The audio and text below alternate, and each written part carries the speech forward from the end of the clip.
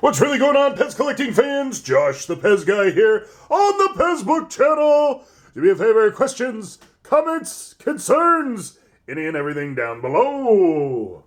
Now then, all right, I wanted to talk about this pin that I got a hold of. Now, this is my Carl Webb. My other pin is a Carl Webb pin.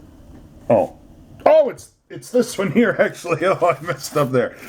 So, this is actually a customized piece.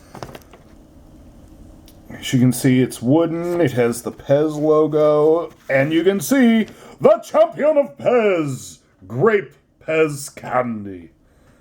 Very cool. But yes, I got this pin. They're really nice pins. They're available at Pez conventions for...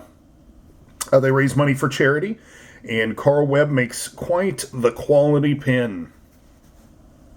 Can't wait to use this one. So you spin it here, and there you go.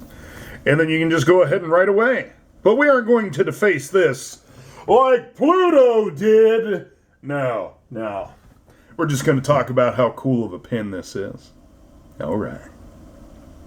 So until next time...